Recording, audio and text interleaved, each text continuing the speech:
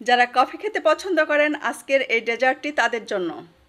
ছোট বড় সবাই কিন্তু কফি খেতে পছন্দ করে, আর কফি ফ্লেভারে আজকের এই ডেজার্টটি তৈরি করব। এর জন্য প্যানে দিয়ে দিচ্ছি 3 কাপ লিকুইড দুধ। দুধ নেড়েচেড়ে জাল দিব। যখন দেখবেন হালকা গরম হয়ে গেছে তখন এর ভেতরে আমি দিয়ে দিব স্বাদ অনুযায়ী চিনি।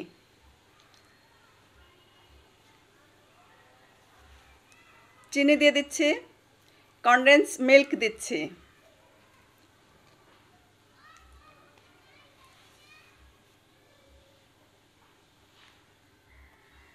খুব সুন্দর করে নেড়েচেড়ে দিব যাতে নিচে লেগে না যায়।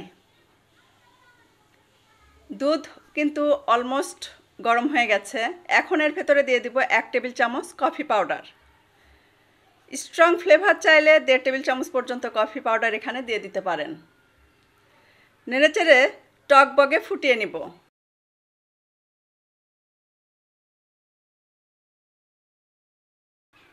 যখন টকবগে ফুটে উঠবে তখনই চুলার ফ্লেমটা বন্ধ করে দিচ্ছি। এটা আমার রেডি হয়ে গেছে। এখন এটাকে আমি ঠান্ডা করে নেব।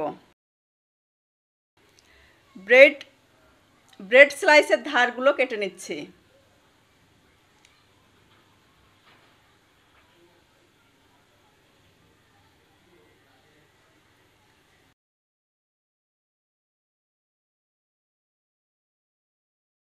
এখানে গুঁড়া দুধের সাথে কনডেন্স মিল্ক মিশিয়ে একটা মালাই তৈরি করে নেব।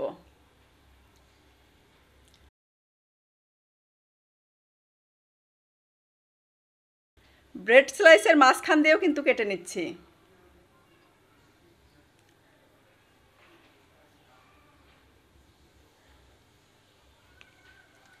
এখন মালাইটা কিন্তু ভেতরে দিয়ে দিয়েছি, যেটার ক্লিপটা হারিয়ে ফেলেছি। সবগুলোর ভেতরেই মালাই দেয়া আছে। দেখতেই পাচ্ছেন মালাই কিন্তু সবগুলোর ভেতরে দিয়েছি।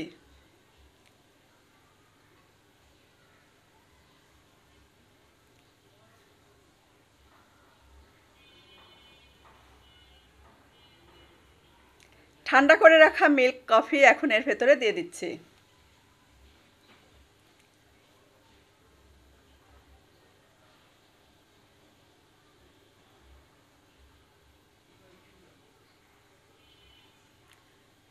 মালাই যদি 2-1টার ভেতরে নাও যায় তাও কিন্তু খেতে এটা ভালো লাগবে।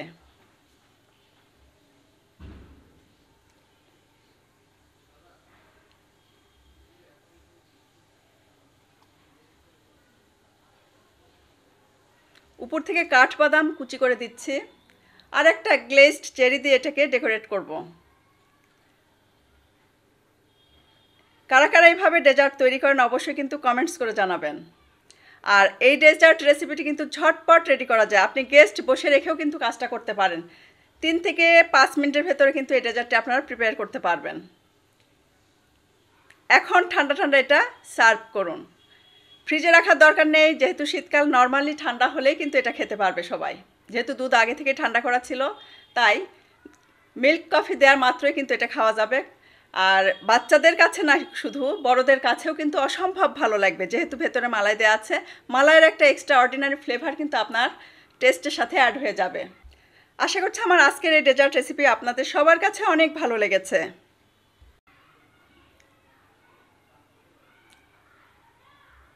ইনশাআল্লাহ আগামীতে আবারও দেখা হবে নেক্সট কোনো এপিসোডে নতুন কোনো রেসিপি নিয়ে। সে পর্যন্ত সবাই অনেক অনেক অনেক বেশি ভালো থাকবেন, আমাদের জন্য দোয়া করবেন। আল্লাহ হাফেজ।